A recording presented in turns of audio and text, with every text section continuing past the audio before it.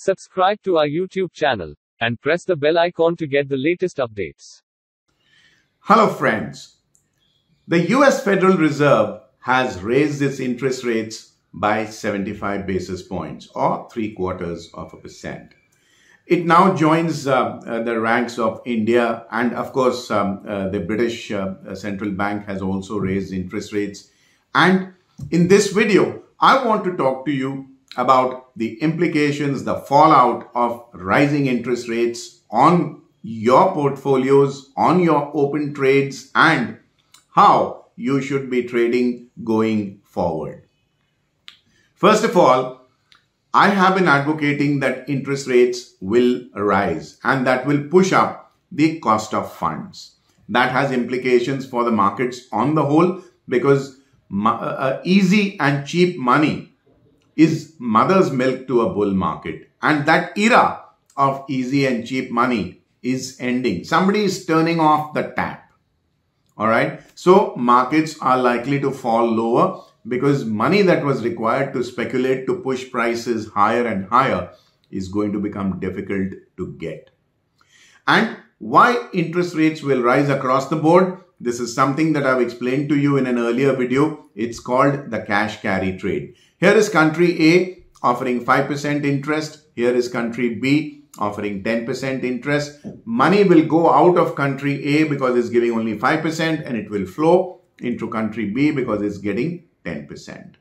So if the Americans are raising interest rates, it will push the British, it will even push the other countries, ultimately Germany, France, etc. in a domino effect, will have to push rates higher because money will flow out of their countries into America. Now this cash carry trade compulsion will start a chain reaction, which is why interest rates are unlikely to stop rising anytime soon. So it's a given that cost of funds are going to go up and there will be pressure on the markets. Now, a discerning trader is somebody who tries to find out whether the market is rising to rise further or rising only to fall, or in case of a decline in the market, is the market falling so that it can stop and start rising at a future date, or it is falling so that it can fall even more at a future date. Now, since we are in a falling phase, we are going to discuss whether the fall is the beginning of a bigger fall or it is just a corrective fall in the overall bull market. Recently, I recorded a video about whether we are in a bear market or not. It's there in the playlist a couple of days ago. Feel free to review it again. And I've given you certain statistical evidence as to why I feel that we are already in a bear market, even though the classic Dow theory is a prerequisite that the markets fall 20% from their peak before you can call them a bear market, has not yet been fulfilled. That will happen when the Nifty falls below 14,800. Do remember that the Dow theory is more than a century old when derivatives did not prevail. They were not there at all. Now, add the cost of carry from the peak of October 2021 into the cost of a buyer who rolls over his long positions from October to June, and you will see that the 20% decline has already come in. So a discerning trader must change with the times. You can't be dogmatic. Oh, the book says so. Hey, the book was written over a century ago. So you want to live in prehistoric times, you're going to become a dinosaur. All right. Now, in another video a couple of months ago, I had said the first stocks that will get negatively impacted by rising rates are those companies for whom money is a raw material. Think about NBFCs. Think about banks. Banks have to borrow money from the public on fixed deposit and offer interest rates. As you are already aware in the public domain, all banks have started offering higher and higher interest rates. NBFCs, non-banking financial companies, borrow money from banks so that they can lend to the public or do business with it. Now, banks' own interest rates are going up, so they are marking up interest rates to NBFCs even higher.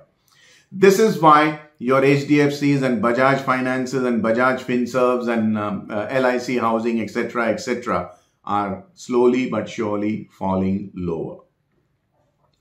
The other kind of companies that will get negatively impacted are those who are import dependent for their raw material and or finished goods, but they are selling these goods in the domestic market. They are not re-exporting them. For example, I'll simplify this for you. India imports a lot of raw diamond, works on it, makes it cut and polished diamonds and re-exports it. Now, this business is unlikely to get impacted too much.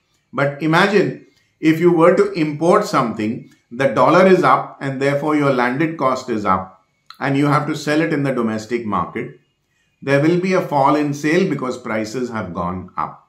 Now, these companies which are import dependent and selling their finished products in the domestic market, their stocks will negatively be impacted, which means they will fall.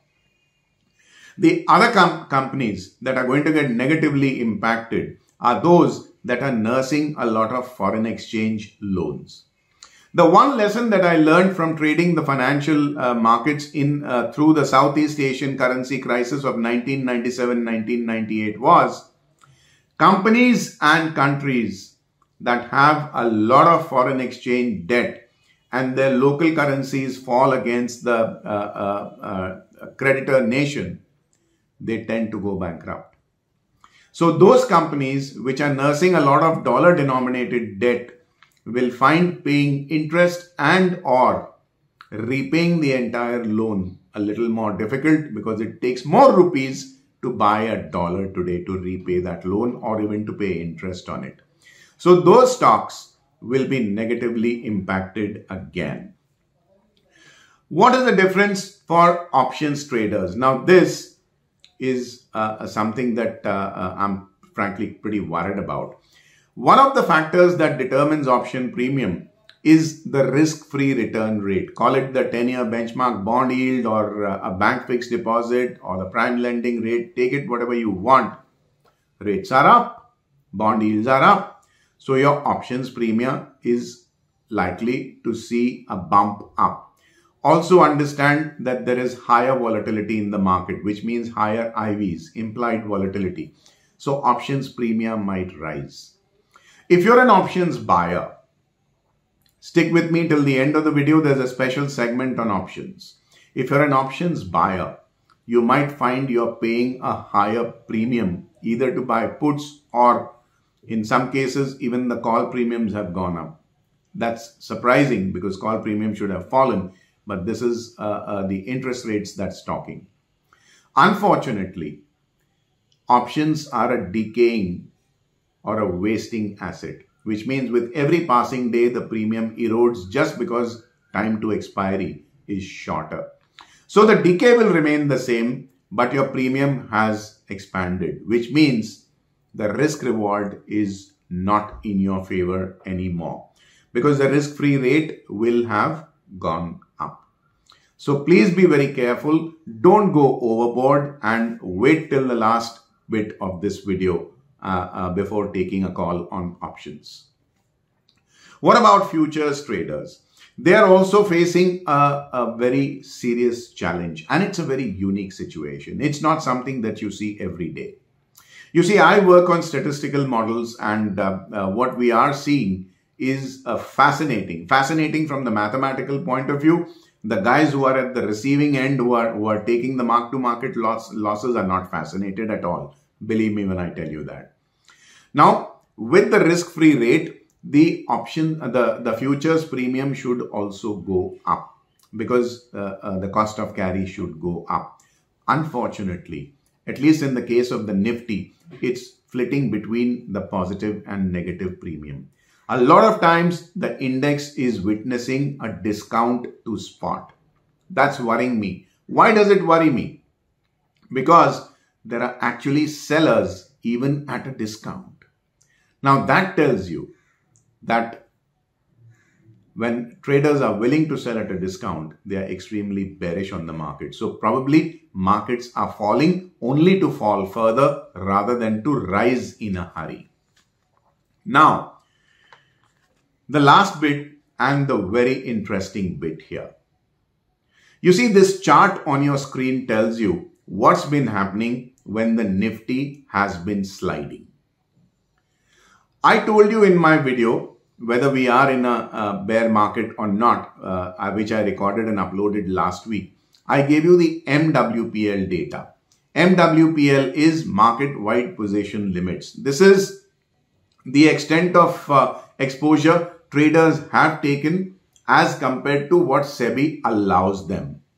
So market-wide position limits after peaking out on 16th November 2021 at 35% have been falling. Now we are unable to cross even 30%. So risk appetite has definitely gone down in futures.